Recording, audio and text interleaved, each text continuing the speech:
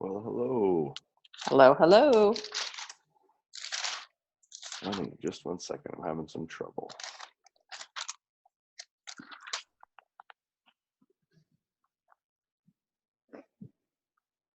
Good morning. How are you, Marcy? I'm good. How are you? Good. Today was a rough day getting up. Stayed up way too late last night. But it's all well, and the time difference and stuff. Yes. But this is the last one. Yes, it is, and I did not want to miss it.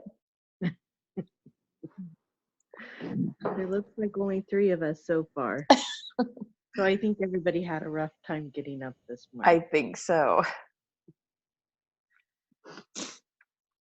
Sound coming through? Check, check. Yep, I can hear you. I couldn't tell for certain. When I logged on, it was like it was making me log on like it was the very first time I've been on Zoom. It was wanting me to authorize my camera, my microphone, and all that. So, How funny. yeah. Well, you sound a lot better. Oh, I feel a lot better. I'm not quite 100%, but I definitely feel way better. Well, you sound better. Yep. All right, well, let's do a little bit of check-in. I'll jump in first since I was out sick. So I got sick on Friday and was pretty much laid up Saturday and Sunday and yesterday, and just been feeling much better. And it was kind of nice just to be able to have the time to rest, actually, to be in pajamas. And I watched a ton of documentaries. That's kind of one of my things. So I watched a whole documentary on the 70s and then almost finished up one on the 80s. And great stuff. So Good. Yeah. So, Mom, how about you? What's it been like in the last couple of weeks? Preparing for the holidays. You know, we had a busy weekend. Dad had to work on Saturday, but I was able to do a bunch of things around the house. And then we had home group Sunday here, which we were super lame and just played games, but it was fun. That's good. And then we've got our last one coming up this Saturday or this Sunday for the Explorer Huddle. Marcy, catch us up. What's been happening in the last week or two? A lot of travel for work because I had to go over to Nevada for the day. Oh, wow. Yeah, so that kind of exhausted me, like trying to figure out the rhythms of rest and stuff and how you do all of that. We took on a cousin's child and then a lot came out, and so we had to return her yesterday.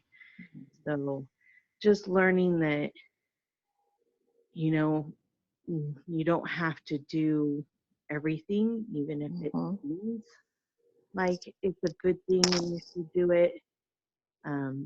So learning boundaries, that's good. It is. It's hard. Yep, absolutely. Hard. Now, when you said you took on a cousin's child, this is in your own home or this is for work? Wow.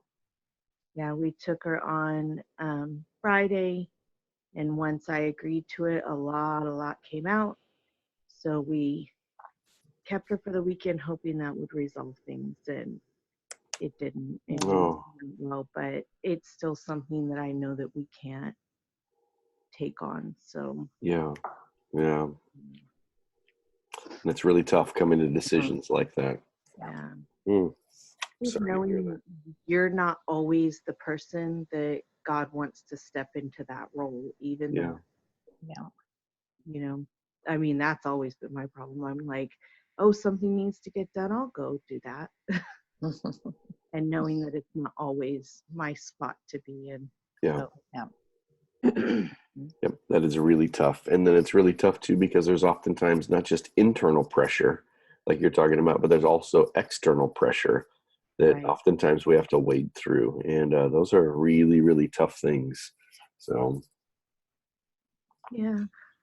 Well, I think that since we're 6 minutes after, I've got Dylan assigned to do the review, but I think let's jump in and then we'll just see how it rolls from here. So here's where we're going to go today. We'll do a review of the semicircle, draw that out, and if Dylan's here, I'll have him kind of help with it or do it on his own. Then there's two sections of scripture. I'm going to zero in on one of them, the one in Matthew chapter 12. I'm going to extend it just a little bit, just a couple of verses to give a little bit more context to it. And then we'll work with the questions. And what I'd love to have happen is just as practical a conversation on the semicircle and work and rest as possible. I know that most of the time that means that that's a conversation on rest itself. So I know we've talked through some of the mechanics of it, some of the details of what rest looks like. But I think the more practical we can get in the areas of what makes it really hard to do a daily or a weekly day or time of rest, that's usually where the rubber meets the road. And that's the big thing to be able to grow in. So let me pull up the screen and do this for review. Okay, so it's in John chapter 15, where we see Jesus in the upper room. In fact, we just read this in our reading plan not too many days ago, where Jesus gathers with his disciples. He gives them a lot of different instructions while he's there. Some of it's about the ministry of the Holy Spirit. Some of it's about his departure. Some of it's about Judas betraying him. But in this portion, he communicates about how they're in relationship with him and how the covenant actually works and functions together. So he talks about how the Father is the vine dresser, he is the vine, and that we are the branches, and that the Father has created us to bear fruit. But he also says this, that if we want to bear fruit, apart from him, we can do nothing, that we need to abide in him or remain in him, which is a relational thing, but it's also about like resting in him. So these two things are connected together, even though they're kind of somewhat opposite. You know, if we think of abide and maybe even being still or resting, there's a bunch of different ways that abiding can take place. And then bearing fruit, they're oftentimes different postures and different actions that we're doing at that time. And so we put these into this pendulum to be able to show that there's this rhythm to it, like what Marcy was talking about, trying to figure out these rhythms of rest and work. And so we abide and remain in Jesus on a daily basis. That's what Jesus did. He went away in the mornings before the crowds really pressed in on him. And then he moved to go and to bear fruit and to go do the things that the Father had created him and called him to do. He was real attentive here in this position of abiding and remaining to listen to what the Father was saying. So then he could go walk out those commandments, and even said things like, I only do the things that I see the Father doing. He did this on a weekly basis too, where he did take a Sabbath, though he broke a lot of the religious rules of the day. He rested and took a day off to rest and remain in the Father, and then he went to work 6 days of the week and to go and bear fruit. We also see him do this on a seasonal basis when he gathers the disciples together, especially in Caesarea Philippi, or he gets them away for a period of time, away from the crowds, so that they can go and continue to bear fruit that way. So we're called and created to be able to live into rhythm with the life that God has given to us. Oftentimes, this is what it looks like for us to be able to live in rhythm. We live like this. We just keep going and going and going. Even to use Marcy's example, we say yes to everything that comes our way. And saying yes to everything oftentimes means that we unintentionally are saying no to things. And if it's not according to our priorities and our values of the things of the kingdom, then we can get into trouble that way. Two words that, or one word that is used in here is pruning, that the Father actually prunes us. So he prunes away branches that don't produce any fruit. So that's a pretty harsh and strong word, that our lives are meant to be fruitful. And if they're not, they could be pruned away completely. But the pruning that Jesus talks about is that even branches that do bear fruit still get pruned. We know this because of the world that is right outside of our door, that there is this pruning that takes place after the harvest season. And it's pruning so that the next year's crop could be fruitful and productive. And so there is this pruning, this letting go. Sometimes it is in the form of a discipline, something that God is doing, and he might be bringing corrective things. But most of the time, I find I'm just participating with him, and I'm letting go of things that maybe I could oftentimes find my identity in or worth and value in. So it does come after bearing fruit. The word that isn't mentioned in here, but it's just the assumed word, is growing. And this happens out of the abiding phase. And so as we abide with the Father on a daily, weekly, seasonal basis, and we move toward fruit, all that movement toward bearing fruit is growth. So it could happen on a daily basis, could happen on a weekly basis.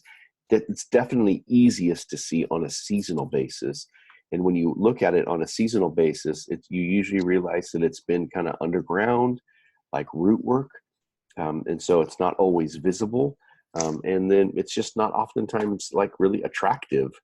Usually the growth period, kind of like growing pains when we were growing up, it's uncomfortable, it's got all those things, but the results show on, wherever the door is that you're getting measured on a, seasonal basis. Like, whoa, you've grown 2 inches. This is crazy, but you don't see it on a daily basis.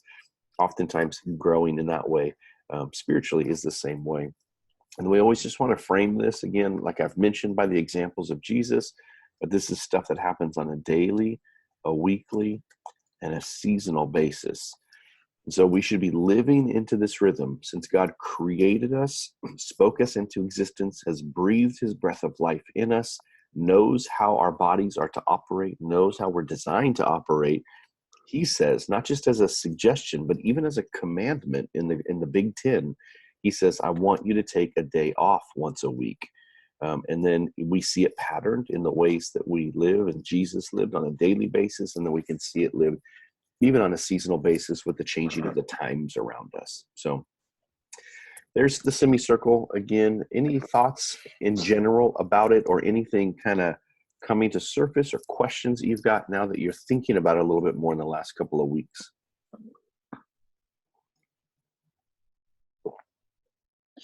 I think that I have realized it's not just really the physical rest that you need to get, but it's the rest with Jesus, to be in community with him and to spend time with him. It's not just physical rest, which that is part of it too, but it's physical rest, praying and reading and listening. It's that. It's not just taking the hour or two a day or a day a week or a season to just physically rest. Yep. I think there is a physical component to it where we do slow down and we change. But you're right. There's a big spiritual part to it, because we could rest and take a day off and never really connect with the Father. And I think we completely miss it then. Yes. And then I think there's another part where it's relational. I think that rest also has to do with, so it's up and in, if you think about it. I mean, you could argue, I think out could be a component of it, but as soon as you go out, usually that's about productivity a little bit, but it could be relational investment. But there's an up and in component in the physically and spiritually connecting with the Lord, and then also just connecting with our families. That's usually what's one of the key byproducts in it. And one of the reasons why I think our girls, if we said, okay, we're going to stop day of rest, like they would be upset about it. They really enjoy it. And a lot of it's because we play games or we binge watch movies, if that happens to be the type of rest, or we go do things that we like to do. So I think too that the physical side of it, I guess you could add even in here, there's a side of mental rest. For me, that's a really critical part, because I do so much of my work up in my noggin. I'm thinking and I'm carrying ideas or people. And a lot of times I'm putting those down mentally, because you guys know how it is. You could not be doing anything. You could even be praying and reading, but you're still carrying all these other thoughts and maybe even responsibilities. And so again, I know I've said this to you guys, but one of my prayers is, thank you, Lord, that I can let these things go and it all doesn't depend upon me. So there's a part where that's really, really important for me, because so much of my work happens upstairs, that I am letting go that way. And then a lot of times rest is physical for me. There is a part where I engage in doing things because I don't normally get to use my body in my day-to-day work. And so I think it could be opposite depending upon what your regular work and productivity is. But that's what I've had to discover. And it felt bad. Like, well, I'm out working in the yard at times.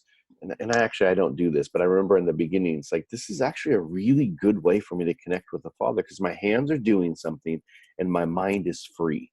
And then he speaks so much during that time. So In fact, since I've been doing regional work, and that's something that's changed, I don't do my yard anymore. That was one of the ways we compensated. We pay somebody to do the yard, and there is something that I miss about just engaging that way and having that time with the Father. Anything else, guys?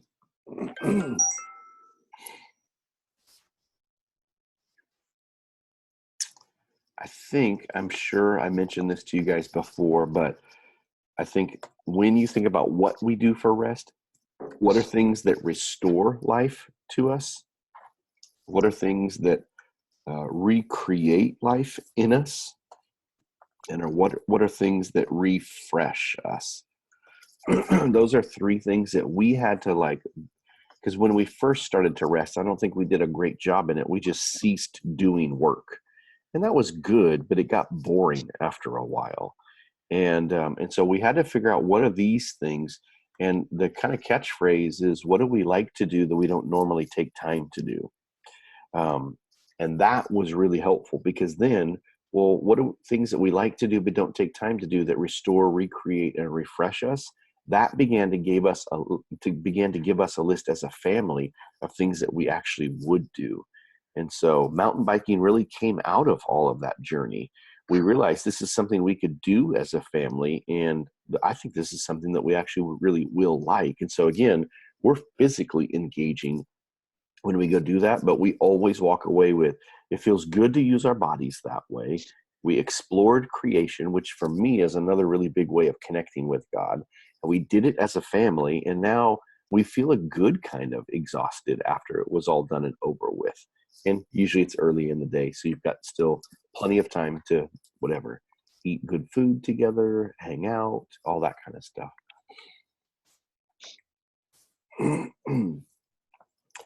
All right, so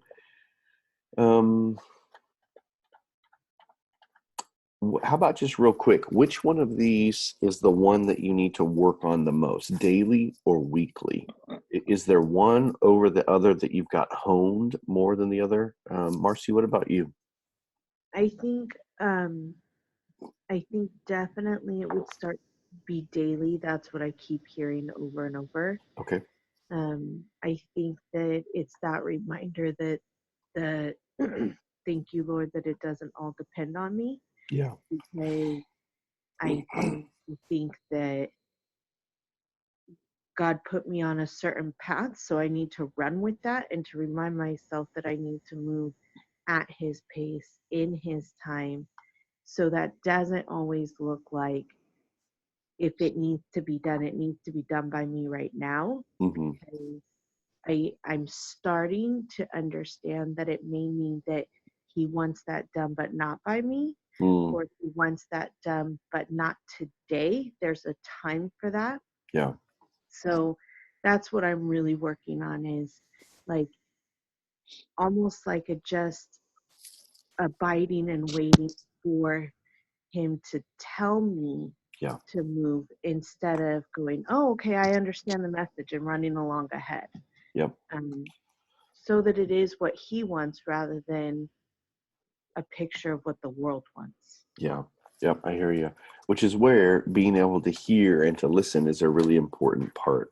You know, Jesus, when I read those scriptures, I only do what I see the Father doing, and I only speak the things that I hear the Father speaking. I think He didn't offer any resistance to the Spirit of God. So He had that whole advantage, but He did limit Himself. He didn't take on divinity. So he did limit Himself to live like us. But man, listening is not as easy as what those sentences sound like. And there's a discipline to it. There's a work in listening that I think is something we oftentimes overlook. That's really good.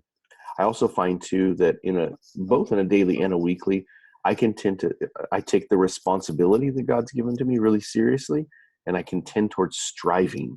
And that's usually where I'm doing it in my own strength. And I heard a lot of that in there, where it's like, gosh, I want to do this in your spirit, by your strength, and with your results. Man, I tend to take it on, and I know that the responsibility is there. So I like almost maybe run ahead, or run even if He's not running with me. So. Right. Or if you kind of got a little off course there, because it's a good thing to do. Yes. But it's not necessarily the godly thing to do. Yeah. Yep. Yep. I appreciate one of the things from this study is I notice that I do a lot now, like, Lord, what are you saying to me? And that may be like physically I'm looking at that as what are you saying to me today? But I also find that I say, what are you saying to me right now Yeah. in this moment, like for course correction. Yeah. Um, so I'm excited about that, but that's what I'm really focused on right now. Yeah. Yep. And I think too, digging a little bit further into that listening and that it's hard. I do think that there are times where we could almost be stalled out, like, well, Lord, I'm waiting for your voice. I'm waiting for your voice. I'm waiting for your voice. And some things he has made very clear by general revelation in the scriptures. Like, I'm waiting for your voice. Do you want me to love this person? Well, he's said to love. That's an easy thing. And so sometimes what I'll pray to on the opposite end will be, God, I'm not hearing anything different from you, and I'm about ready to do this thing. I need you to tell me if this is what I need not do.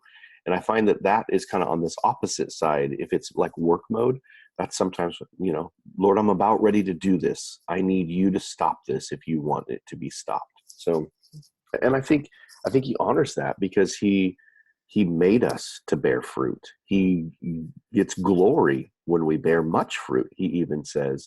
And so I think the absence of his voice in those is oftentimes a marker that I'll use too. Mom, what about you? Daily or weekly? Which is the one? I think I might remember you saying this. I don't know if it was a side conversation. No. Daily is probably my biggest struggle, to just actually set time aside and to be with the Lord.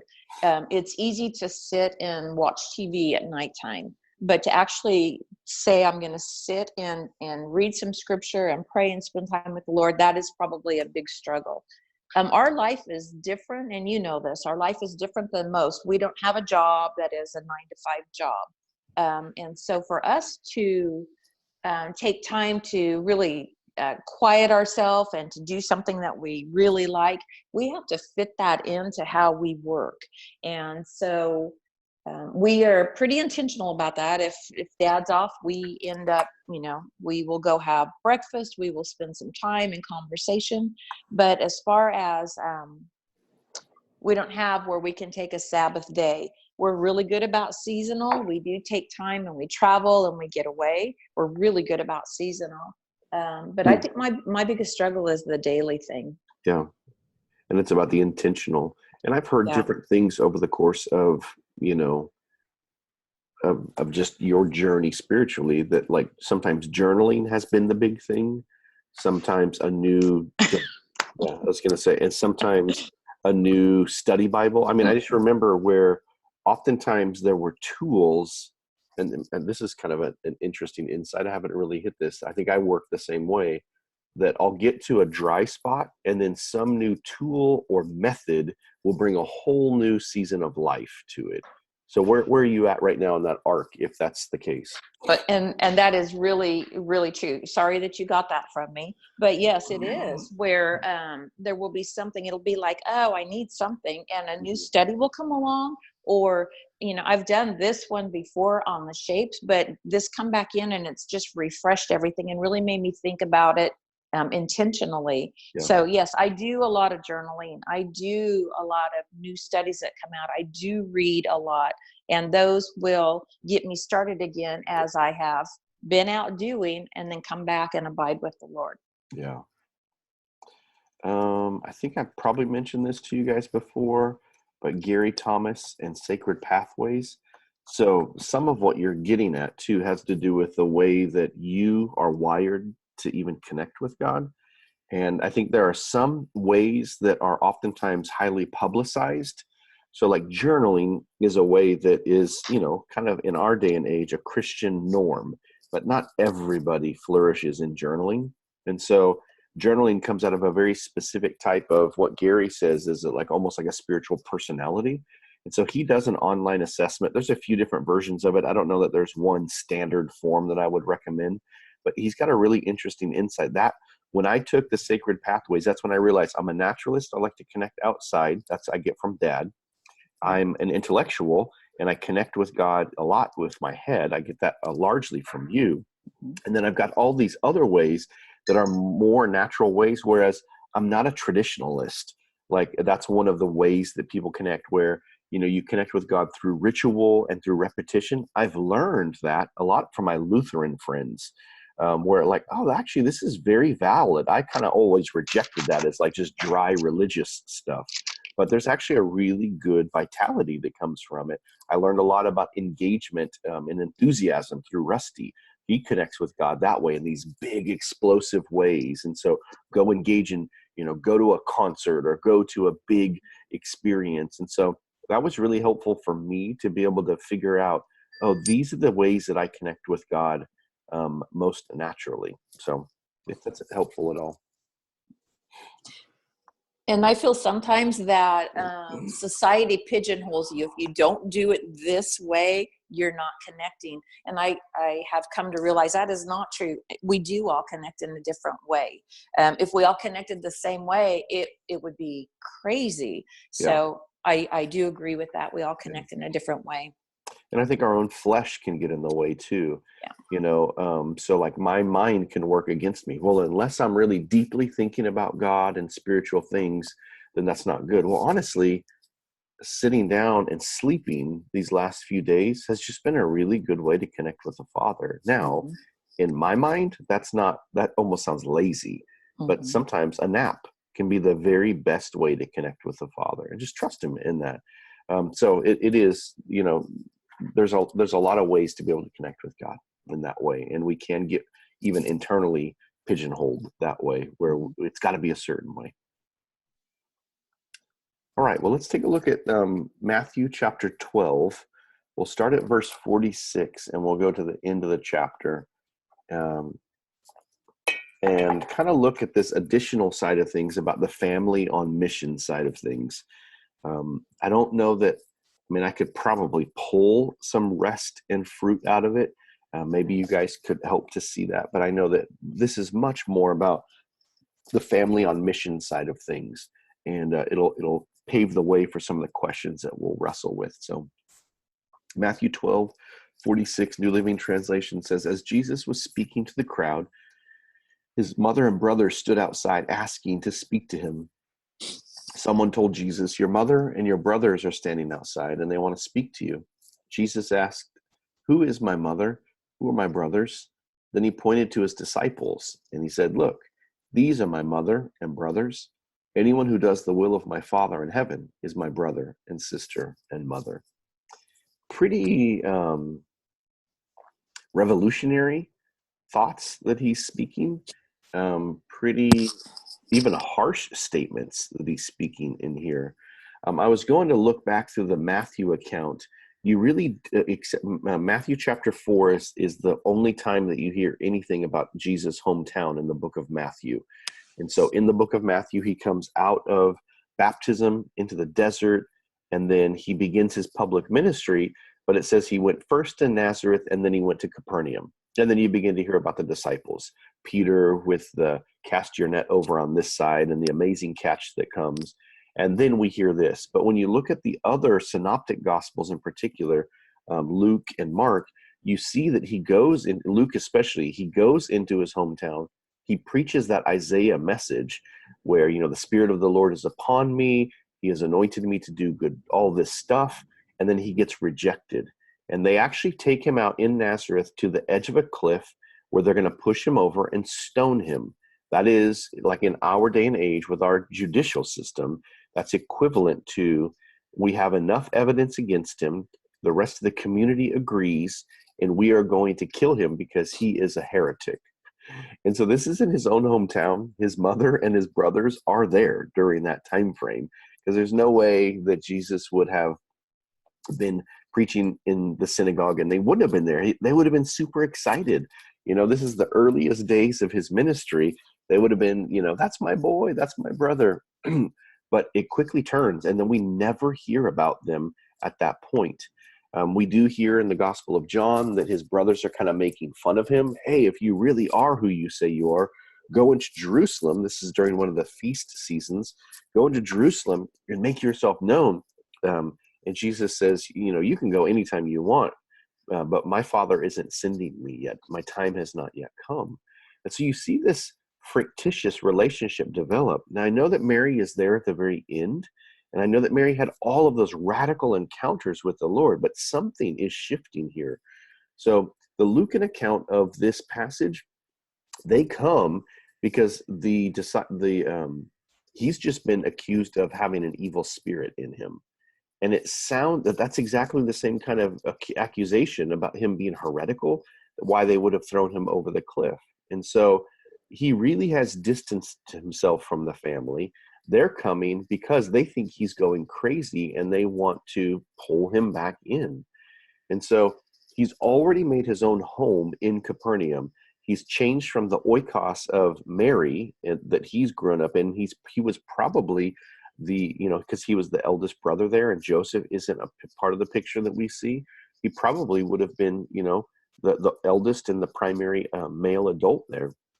He removes himself from that in that rejection, and he begins to be a part of Simon and Andrew's oikos. That's where he says, hey guys, we're not going to fish for fish anymore. We're going to fish for people. I'm going to teach you how to do it.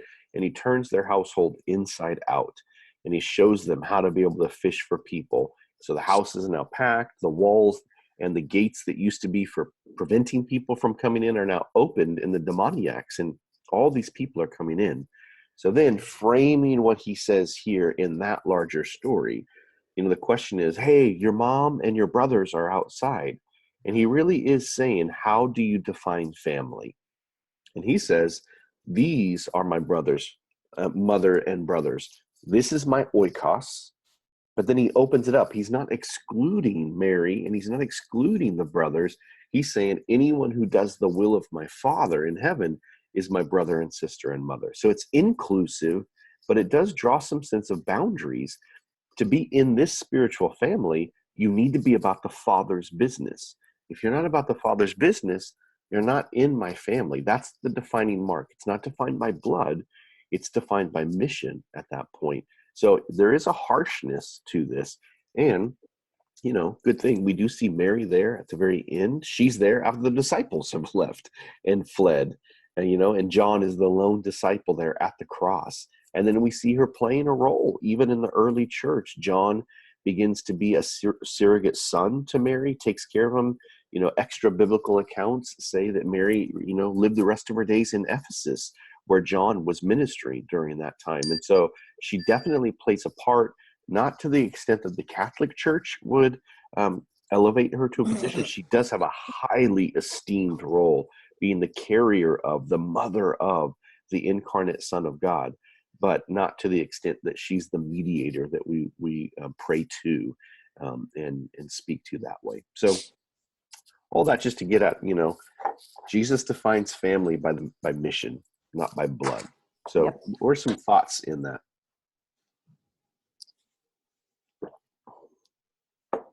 In small town Exeter, that doesn't fly very well.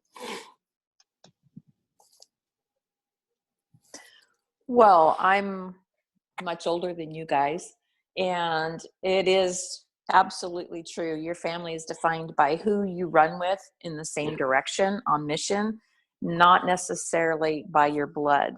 And we have a large family, you know this, and there are some people I'm closer to than my biological family simply because we're running in the same direction. Yep. And it's a sad reality. Absolutely. I think it breaks my heart. I wish it weren't that way. But I think that those are things that I've had to come to terms with. And now, that doesn't mean we reject the family and go find somebody else. If our family is open, we run with, and then we even leave the doors open, like Jesus seems to have done because James plays a vital part in the early church after Jesus is gone. And so there is an open door of restoration. But yeah, I think that's been hard for me to deal with. Marcy, give some thoughts in there. That was along the same lines of what I was thinking, is that a lot of the times the people that feel like family to us, whether or not they're blood related, is because they're doing the same work we are. They have the same vision we have. They have the same heart we have. And you're either maybe complementing each other in being able to accomplish that work. So like together you do the work better, stronger, more, or you don't maintain a family kind of relationship, you know? Because I see some of the people that I work with that know that you need prayer, know that you need a time to be reminded of God in what we do. And several of them are like in their 70s, but they feel like my sisters, um, because they know that the path we're on isn't about a job or a duty or a task. It's about loving for God and doing God's work. Yeah. Yeah. So, and I think that's the part that's always been interesting to me is how could somebody so many generations apart feel like sisters? And so that makes a lot of sense. It's because we're doing the Father's business together, Yeah. and so it makes us family. Yep. And there is a connection that happens there. You talk to people who serve in the military, and they were, let's say, go way back in a foxhole together. Hearts get knit together by doing things together in ways that just being together sometimes doesn't. And so, yeah, it's interesting the ways that our hearts do get formed by what we do together and how we serve together. And so that common vision makes a big difference. I think too, in light of that, I mean, that's the reason why choosing, the vision statement that I did for the church and then kind of preaching into it is such a critical thing. The first part is very covenantal, becoming God's family, but it's about that, like having the same common mission and vision that is in the kingdom, and then the product that comes out of that, what we want to see is a kingdom product, revival, that ties back into our Church of God history, because our church was launched through a revival meeting, a tent revival. And so the idea that it's not just tent meetings that we want to have, but we want to have personal revival, family revival, marriage revival.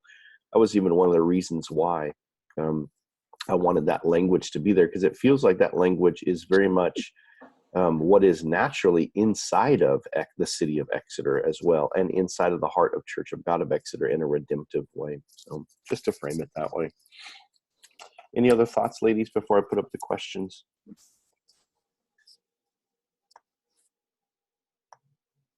Okay, I'm going to pull that down, and let's see if I've still got these stored here. Yep.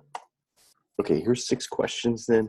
We'll share about this and then just continue. Again, all this is where we're just trying to figure out what's the kairos and then move forward. So first one, do I define family like Jesus defined family? That was a lot of our previous conversation. Do I have walls around my family to protect them from mission? 3, do I have healthy rhythms of up, in, and out that empower my family to be on mission? 4, is my family living for a mission greater than itself? 5, do I have an extended family on mission growing around me? And 6, do I have predictable patterns for family on mission that others can gather around? Let's take just 60 seconds to reflect on that a little bit more, especially out of our conversation. And then we'll share which one of those things is the one catching our attention the most. So come, Holy Spirit, come. Thank you for your abiding ministry in us. Lead us to the things of Jesus as we continue these conversations so we can hear what you're saying and then do something about it. 60 seconds.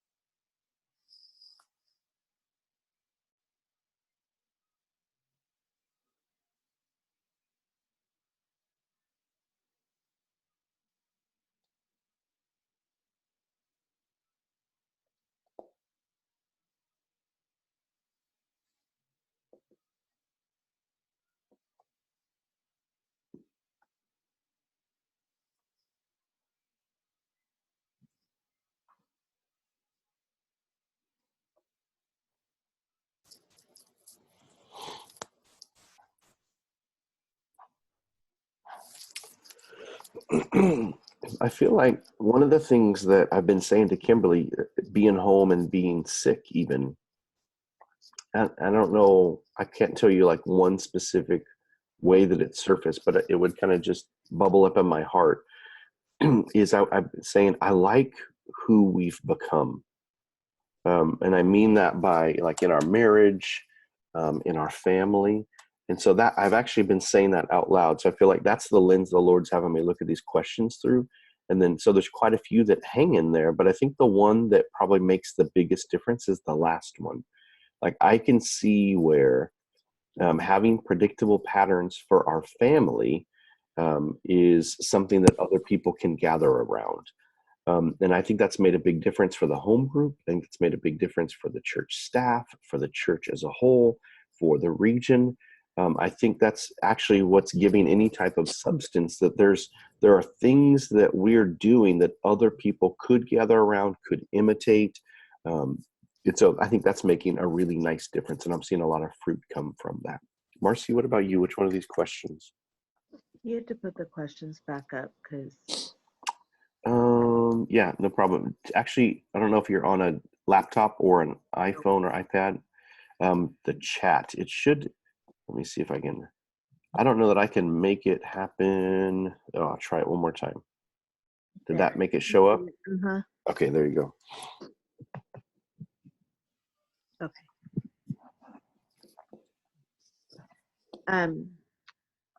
So one of the ones that really stuck out to me is the do I build walls around my family to protect them from mission? And I realized, like, absolutely, there was no question that I do that.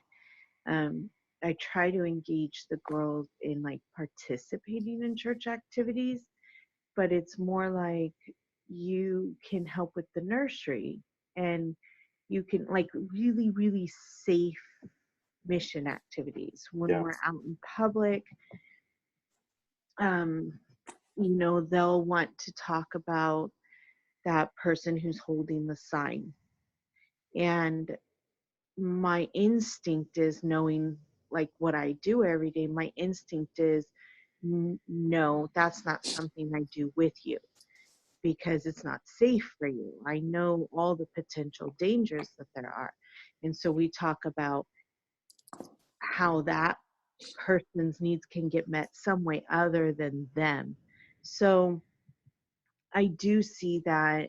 And I think that's one of the things I'm going to have to figure out and spend some time with God figuring out, is how do I engage my children in family on mission with, unfortunately, the perspective I now have of the world, trusting that God's going to protect them in all of that, and that we just need to do what I feel Him telling us to do. yeah. Yep, I hear you. And so then just to affirm the idea that you are already leading them in a direction, that as a parent, you're saying this is a safe direction. You're giving them outlets for it. So I don't know that that's so much protecting them from mission, but giving them channels and direction for it. But you are clearly stating, I know this isn't a healthy way. It may not be healthy for them, and it may not be healthy for us, and it could even be unsafe for us. And so I think that the idea that you're already thinking through what are the channels that we can engage is a really good thing. At the same time, too, like Hannah, our Hannah will oftentimes do the same thing. There's somebody with the sign, they need food. And we've wanted to honor her heart in there. And so we have provided money, because I don't normally do that. I don't normally do that, for maybe not for the safety reason as much as I don't know that this will largely be helpful. And so I don't want to contribute to something, but I also want to honor her heart. And Kimberly loves to give. And so we've kind of like set aside a little piece of a budget. It's like $10 per pay period. And we call it God Pocket. And it's just there so that especially Kimberly and the girls can think about ways of potentially giving in these one-off ways. And so sometimes that has been, they go and buy pizza at Costco and give it to somebody outside Costco. But other times it's been for completely other ways. But what I'm trying to get at is that there was a channel provided to be able to honor what was flowing out of the girls' hearts that way. But which is, I think, what I hear you.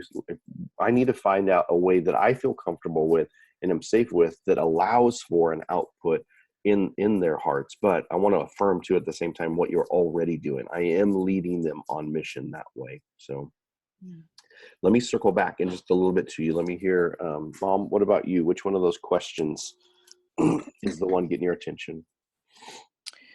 Well, actually, two of them. The one that says, do I have healthy rhythms of up in and out that empower me to be on mission? And then, do I have predictable patterns for family on mission? I feel like I need to really continue to work on my up in and out. I'm really good with being around people and gathering people. I really need to work on gathering them in and moving towards the mission. Yep. I love gathering people. I am so looking forward to Thanksgiving. I love gathering people and hearing the laughter, but I need to be intentional about being on mission with that. Mm-hmm. And so, do I have predictable patterns for family on mission that others can gather around? I have predictable patterns. I just need to point them really towards the mission. Mm-hmm. Yeah. I think that's very similar for us too. It's easy to gather, and I could oftentimes just let it be that way, and remain there because it's easy and it's kind of fun too. And there's a little bit of, I don't know, for me, there's a little bit of fear of rejection, fear of the people that I'm leading in the family not wanting to go along, of grumbling about it. But I think I've had to come to terms with, and I'm enjoying what I'm watching at the home group level right now, where I'm not even having to bring things up anymore. People are already thinking mission like. And so some of the follow-up conversations that are happening, going house to house, even a lot of the people that stepped up out of Take the City to be Reach group leaders are in our home group. And so I'm getting regular reports. Here's what we did together. And so it is interesting to see that getting past that internal hurdle for me has produced good results that way. But yeah, I totally get it. All right, Marcy, let me come back to you and dig in a little bit more. Give me some thoughts, and what I was bringing up, especially, I'm affirming what you're doing and where you're leading the girls. I think that's very valid, and I don't want that to be diminished in your own heart. But then at the same time frame, I hear you searching for, I want more channels to be able to take them that I feel comfortable leading them into. So I think that one of the things that's becoming really clear to me in the conversation, like even from the beginning, because I've already jotted it down, we're about to go into the Christmas season. And years ago, we started this Christmas family devotional. When the rest of the year, we're not really great about family devotionals. I'll hit it sometimes and sometimes not, but Christmas, like, it becomes like the super high priority, and we do it every day. Yeah. And that always has a missional purpose in it, like a family challenge at the end. And that piece of it, I would say we would do like 25 to maybe 60% of the time, depending on how easy that was to do or if it fit into that day, kind of thing. So I can feel like out of that, I've been looking forward to being able to bless our neighbors and to be able to do some of the things, that the activities it recommends that us do. So I think that that's the step that Yep. God's wanting is, I think, I don't see it as a coincidence that this came and ends at Good. such a time that it naturally will become that, because it's preparing me for how serious I need to take that, Love it. how important it is, and how much of a priority that needs to be versus, watching that extra show on TV or whatever Yeah. it might be. Oh, love it. Yeah. And That's really looking good. at that time together as our time of rest, like being able to come in together and be able to be renewed from that instead. Yep. Absolutely. It might even be interesting too, as you get to the end of it and celebrate all that God's doing in you guys and through you guys, to reflect on, because I'm hearing this other Kairos that could be maybe a bigger one. And I don't mean bigger in value. I just mean a larger scope, is that when we focus during Christmas, we do up and we do in and we do out well. And then the other seasons, we don't do it as much. But what all you're doing is you're utilizing a tool. The season already lends itself to it, but you've got a tool that's helping you to engage. And so I'm just wondering, I wonder if there's other seasonal tools that could be used. Maybe you take January off, but you start back up in February and, hey, we're going to use this new one leading up to, maybe it's up to Easter. That's a longer season, but maybe there's a way to be able to grab hold of that momentum that could be really helpful. That's awesome. I love it, Marcy. Mom, what about you? Moving toward mission and taking, that's kind of how I wrote it down in my notes. You're a gatherer, so a lot of times you'll do in with up in it, but leading people toward mission. Are there any maybe mission directions that are in your heart, or I don't know which direction to push on a little bit more, but I'd love to kind of bounce a couple things back and forth and get some things out of my mind too.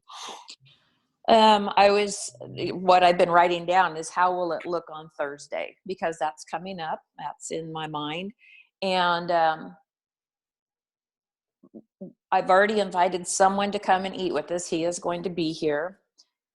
Someone who has been in our life and then has kind of been out a little bit, but also just in my practical ways, because that's how I look at things, practical. Inviting the PD over to eat. I know that there will be some of them who do come, but providing a meal for them. And I want to really be intentional about going next door and taking a meal to Nancy. She's in her final years. She's alone. She has no family. And I think that has been a burden on my heart, that I haven't really reached out to her as much as I could. And she's right next door. So just being intentional about going out and sharing practical with people and their need, and just loving on family, because we have a lot of nuts in our tree, and loving on family how they are. I can accept them just how they are, and love on them and show them that they're valuable. So those are kind of my practical thoughts for Thursday. Good. Now, to push you just a slight bit forward, I don't know if you noticed it or not. These are all things that you said with pronouns. This is what I'm going to do. Mm-hmm. So I think, what would it look like to lead the rest of the family to do these things that are in your heart? Because I think that's usually, this is where I had to come to terms with. I was always looking for something everybody already wanted to do. And that's not usually the case. There might be things they're more excited to do, but it needed to flow from my own heart. So I think you're right on target. We're going to choose the PD. We're going to do something. We're going to choose Nancy. And you've already invited this person an out in a sense. Mm-hmm. And so I think that's all good. But how can you take that whole group that's there and lead them to do Nancy, lead them to do the PD in a way that might be beneficial? Because that's where your predictable patterns lead toward others participating along with you. Give me some thought there. Well, as Marcy said, the season lends itself to that kind of a thing. And so I will be suggesting, your girls know Nancy. Yep. Our family knows Nancy. And I don't think it's going to be a hard thing to say, hey, let's put together a meal and let's walk next door and give it to Nancy and bless her. Yep. I don't think that's going to be a hard sell, because it's the season for that kind of stuff. We already do a lot with the PD. I have invited all of them that are on duty that day to come over. I don't know that they all will, but we want to receive them well. Yep. and encourage them. And so, again, I just think that this season just really presses into that kind of a thing. And I don't think it's going to be hard.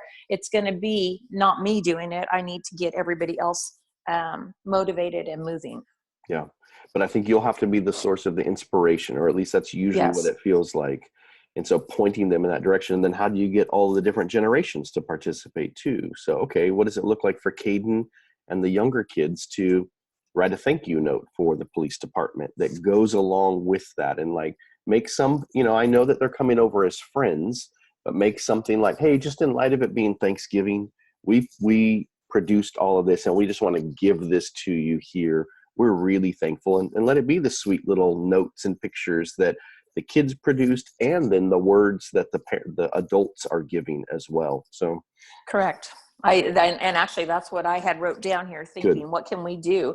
And I think that drawing pictures and thank you notes, I think all of those are vitally important for people to know that we care. Yep. There may even be something to do with Nancy that way too. Maybe it's not quite a thank you, because you don't really, unless there's a way that you can think on the thank you side of it, but just honor and appreciate, I think could be good, where the kids are participating, not just in the delivery, but in like, hey, we made this for you. Yes. So, yep. And I thought about Nancy more than I thought about PD. Good. Because we do so much with PD. And maybe I just assume that they realize that the things we do are our way of saying thank you, but maybe we need to write down notes and I think so. make it actually a viable thing that we hand to them too. Yep. Even if it's more for the family doing it together than the police, Yes. because it's about having these predictable patterns that begin to be normal. And this is the stuff that unlocks the ideas for later on that they'll think on their own. So. Right. Well, and here's an interesting thought I just had. Sorry, Marcy, you're getting into family here. My nephew Dylan is a CHP officer in LA, and he comes home every time, and he was the first one to respond saying, I will be at Thanksgiving. And being able to push into him saying, we thank you for what you do and we appreciate what you do. He probably doesn't get that where he's living. And so I'm anxious to be able to press into him and say those same things to him and show him how much we appreciate what he does. Yep. Awesome. Because when you guys were talking about it, one of the things that was thinking to me is like, our family's gathering is going to be so big, we're actually going to have it at a church fellowship hall. And one of the things I thought about is like building a little corner with paper and markers and stuff like that. And like a suggestion of like, do something to show that you're thankful for somebody else, so that whether it's your teacher or your step parent or whatever, they could give that to them. Because it is one of the greatest things we get at work is when a kid draws a picture for us, and we have them hanging all over our cubicles because they just matter that much. Yep. And so it takes such a little time, but it would help refocus the children that like we are supposed to show God's love and to be thankful and to set their hearts in that. And so it sounds like a really great plan. Love it. Good. And again, this is just the predictable pattern that we're talking about is thankfulness. Now we're using the season as a key, way to be able to engage in it. But we know the importance of being thankful more than just once a year. And so we're going to take advantage of the season and channel things in that direction. But this is just predictable pattern stuff, because thankfulness is about up, it's about in, and it's about out too. And so again, this fits into the conversation in that way. I don't know that we always think of it quite as technically as that, but it's about us being disciples who have rhythms that help us to live a life like Jesus, and then leading other people in predictable patterns around all of that. So, all right. Any closing thoughts before we wrap up? Okay, 2 just general announcements. So first one is this upcoming Sunday is the last of our home group immersion gatherings. It'll be at our house, and it's leftover Thanksgiving. So if you've got leftovers that you've got and you want to repurpose it in some way and bring that as a dish, feel free to do that. Potluck, if you want to make something different, that's just fine too, to be able to do that. It doesn't have to be leftovers, but you can do that, and it'll be a fun way to be able to celebrate leftovers together. 12 to 3 will be our time, and it'll be an up and an in. So we did up and in, we did up and out, or in and out, and now we're going to do up and in again, and we'll just celebrate and reflect on what we've been doing together. And then the other one is I did have to cancel Accessible Prophecy. We just didn't have registration where I needed it to be at this point, and so that event has been canceled. And so just as an FYI, I'm beginning to send that information out. This will be one of the first ways I'm doing that. Okay. All righty. Have a great day. Marcy, have a great Thanksgiving. You too. All right. Bye.